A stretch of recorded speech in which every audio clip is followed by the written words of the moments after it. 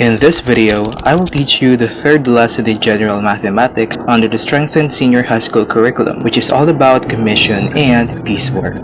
The difficulty level of this lesson is moderately easy. This lesson is also connected to the first two lessons, so make sure to check them out in the description box below if you haven't watched them yet. Now, how are salary and wages related to commission and piecework? These four are all forms of compensation methods, meaning they are all different ways of how employees are being paid. There is something that I haven't told you yet, which is that salary and wages are both mainly time-based compensation methods. How about commission and piecework? They are both output-based compensation methods. Again, salary and wages primarily focus on the amount of time they have worked, while commission and piecework primarily focus on the amount of products, specifically what they have sold or made. To have a distinction between both of the time-based compensation methods, which are salary and wages, let us have a recap sa definitions na binigay ko on the first lesson. Salary is defined as the fixed amount paid regularly. Usually, monthly siya binibigay, which means, for example, ang 35,000 pesos monthly na given salary ay fixed na no matter how many hours you have worked. But then again, may conditions pa rin na kinoconsider. Wage is defined as the payment based on the hours or days you have worked. Mas strictly monitored ang time dito kaysa sa salary. So, ang keyword na tatandaan lagi to distinguish these two is sa salary, fixed, and monthly or yearly, while sa wage, strict hour monitoring and hourly or daily. Now, how about the output-based compensation methods, which are commission and piecework? Commission is defined as a payment based on the sales or performance. They will be paid a percentage of the total sales. One of the most common examples is the real estate agent. Sila yung mga nagpro-promote or nagbebenta ng real estate properties like houses, condominium, units, or land. Kapag nakabenta sila ng property, they will usually be paid a percentage of the cost of the property. The question is, kapag naka-commission based ka ba, automatically hindi ka na magkakaroon ng fixed pay? The answer is no. Although a real estate agent, for example, is mostly purely commission-based, other commission-based workers like in a retail store or car sales will also have a fixed salary or given wage. For example, meron kang 20,000 pesos na monthly salary and at the same time, you will also be paid 5% commission on sales. So, lagi natin tatandaan na percentage of the total sales ang binabayad sa commission. Piecework is defined as payment based on the number of units or tasks completed. You are being paid a fixed amount of money for every item completed. For example, I, as someone na nagtitinda ng pastillas, I am the one who buys the ingredients, assembles each pastillas, and sells them. So, kapag nakakabenta ako, lahat ng pera na pupunta sa akin. Since wala akong hinahire na katulong, since this is just a small business that I own. Now, nakaka-earn ako ng money kapag nakakatinda ako kahit isang pastillas lang. I usually sell them 5 pesos per piece, so technically, I am being paid per piecework. So, nakikita na natin ang difference between commission and piecework. Laging tatandaan na sa commission, ang payment ay usually percentage-based depending on the sales or value of the item sold. While sa piecework, fixed amount of money naman ang bayad for every item completed. Take a look at the overall structure and key points of the four compensation methods I just discussed.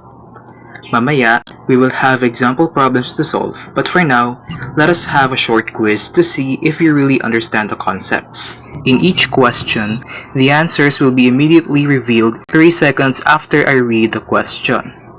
Are you ready? If yes, let us start with question number 1. Which of the following is mainly a time-based compensation method? The answer is letter C, wage. Number 2. Which compensation method pays workers based on the number of items or tasks completed? The answer is letter D, piecework. Number 3. A worker earns 120 pesos per hour for the time he spends working. Which compensation method is being used? The answer is letter B, wage. Number 4. A real estate agent receives 3% of the selling price for every property sold. Which compensation method is this? The answer is letter C, commission. Number 5. Which statement best describes salary? The answer is letter B. Payment is usually fixed and regularly given. Number 6. Which situation is the best example of piecework compensation? The answer is letter C. A worker earns 15 pesos for every bracelet made. Number 7. Why are commission and piecework both considered output-based compensation methods? The answer is letter A. Both depend mainly on what the worker produces or sells. Last question. A worker receives a fixed monthly salary and also earns additional money from sales. Which statement is true? The answer is letter C. The worker is receiving both salary and commission compensation. Let me know in the comment section kung ilan yung scores na nakuha nyo. No pressure because kahit na nagkamali kayo sa ibang items, you can use it as your reviewer. Now, let us have our example problems involving commission and piecework. To see how we solve problems involving salary and wage, you can watch the second lesson which is located in the description box below. With that being said, let us start with our first example problem. Number 1.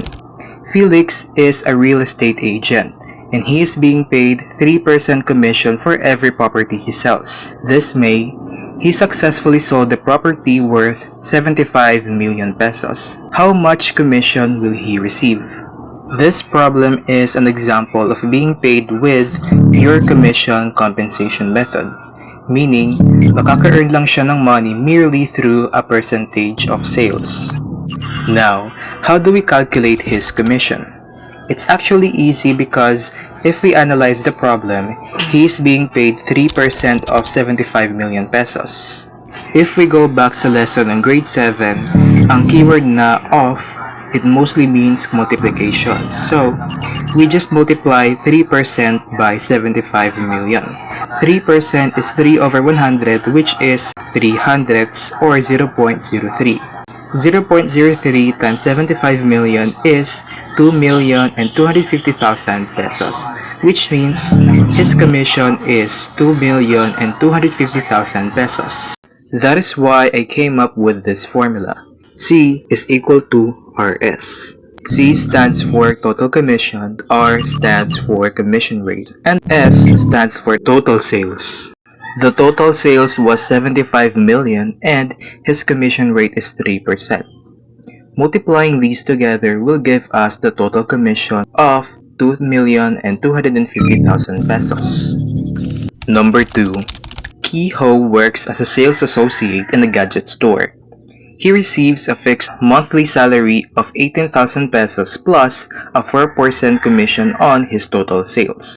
This June, he was able to sell gadgets worth 250,000 pesos. How much is his total earnings for the month of June? This problem is an example of being paid with base salary plus commission because meron siyang fixed income which is 18,000 pesos per month plus madadagdagan pa yan if makabenta siya ng gadgets.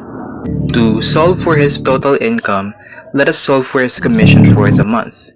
He sold 250,000 pesos worth of gadgets this month, and he is being paid 4% commission on his total sales.